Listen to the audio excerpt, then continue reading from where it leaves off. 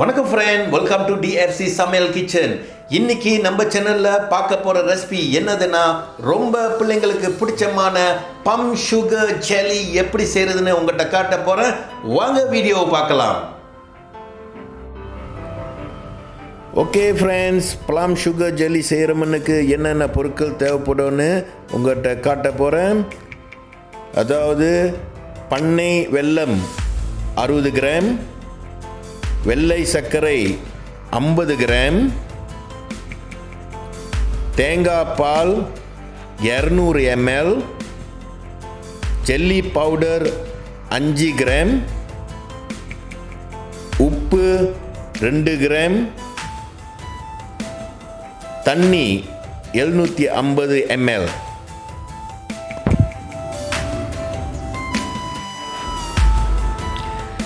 இந்த எல்லா பொருட்களும் உங்கள்கிட்ட கிராம் கணக்கில் சொல்லியிருப்பேன்.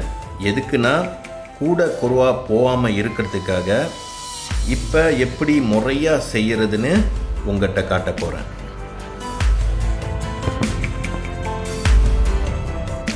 இப்போ ஏற்கனவே எடுத்து வச்ச தண்ணியிலேருந்து ஒரு 50 ml தண்ணியை சட்டியில் ஊற்றுங்க.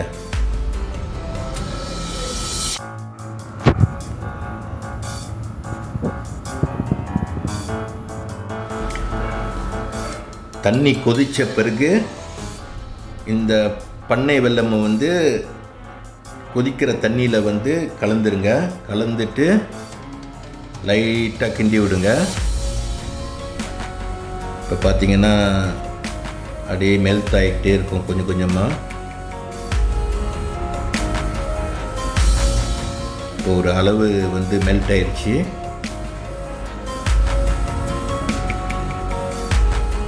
இந்த ஸ்டேஜில் நீங்கள் அடுப்பை ஆஃப் பண்ணிடலாம்.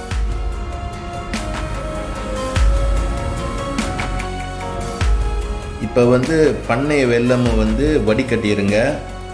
ஏன்னா சில பொருட்கள்லாம் தங்கி இருக்கும், அதெல்லாம் சுத்தமாக வெளியேக்கிடணும்.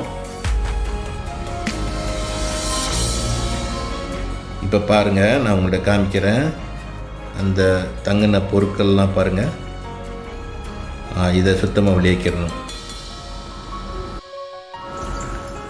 இப்போ மீதி எடுத்து வச்ச தண்ணியெல்லாம் சட்டியில் ஊற்றிடுங்க. அதுக்கப்புறம் அடுப்பை ஆன் பண்ணிடுங்க.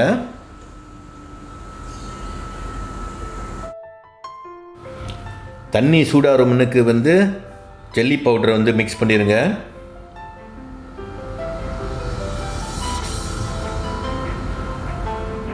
அதுக்கு பிறகு வெள்ளை சர்க்கரையை மிக்ஸ் பண்ணிடுங்க.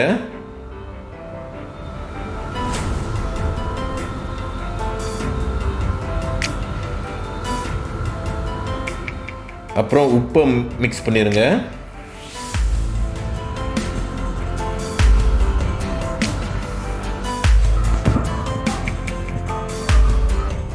அதுக்கப்புறம் ஏற்கனவே கரைச்சி வச்ச பன்னீர் வெல்லத்தை மிக்ஸ் பண்ணிடுங்க.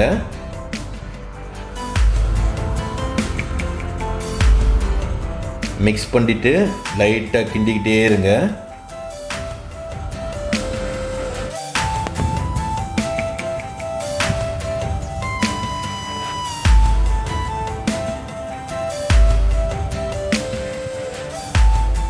இப்போ பார்த்தீங்கன்னா நம்ம போட்ட எல்லா பொருட்களும் கரைஞ்சிருச்சு.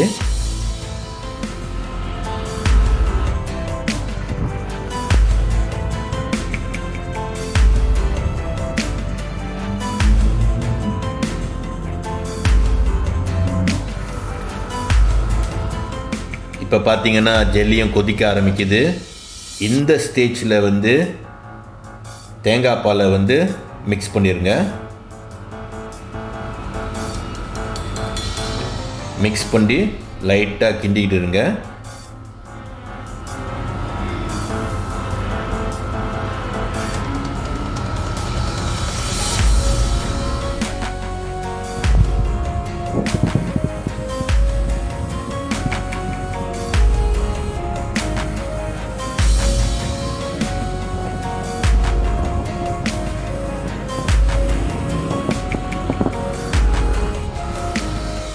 இந்த லெவலுக்கு வந்த கையோட நல்லா கொதிச்சு வந்த கையோட அடுப்பை வந்து ஆஃப் பண்ணிடுங்க.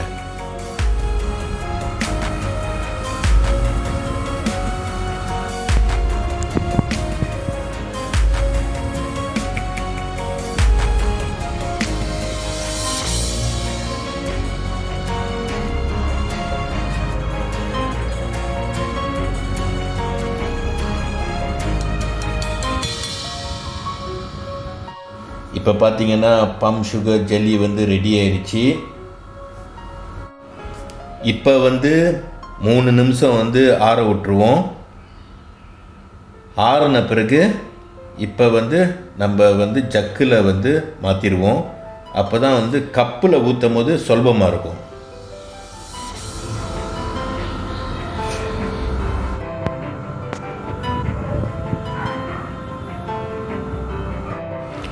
ஊற்றுற மண்ணுக்கு வந்து கப்பெல்லாம் ரெடி பண்ணிக்கிங்க. இப்போ வந்து ஒரு கப்லையாக நம்ம வந்து ஃபில் பண்ணலாம்.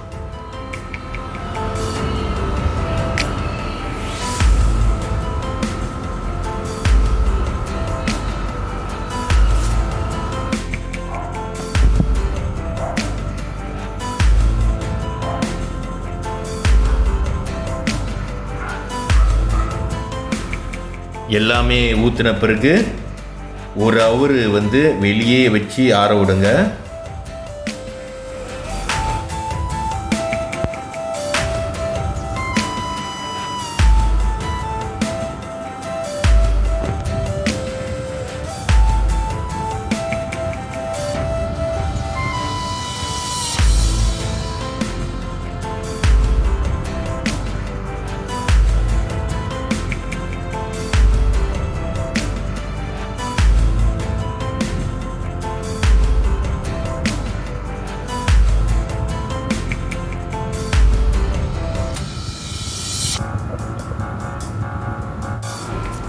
இப்போ பார்த்தீங்கன்னா ஒரு ஹவர் ஆயிடுச்சு, நல்லா ஆறிடுச்சு.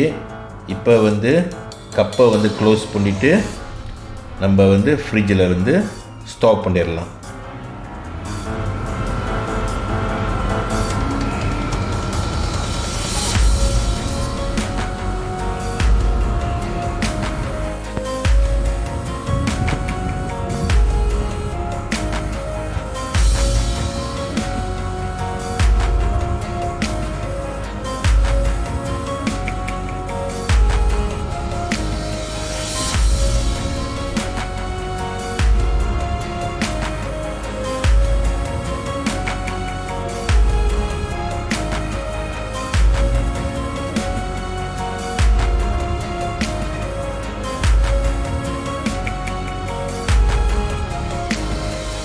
இந்த மாதிரி செய்கிறனால நம்ம 1 மாதம் வரைக்கும் ஃப்ரிட்ஜில் வச்சுருக்கலாம்.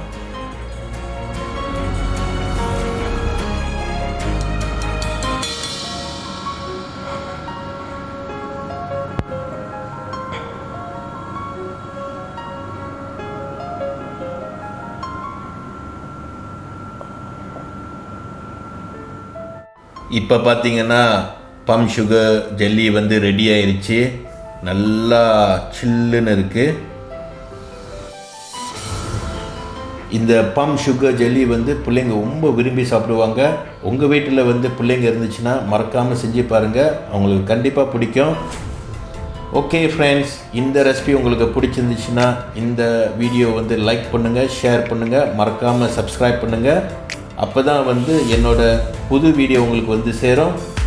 ஓகே ஃப்ரெண்ட்ஸ், மீண்டும் இன்னொரு புது வீடியோட உங்களை வந்து சந்திக்கிறேன். நன்றி, வணக்கம்.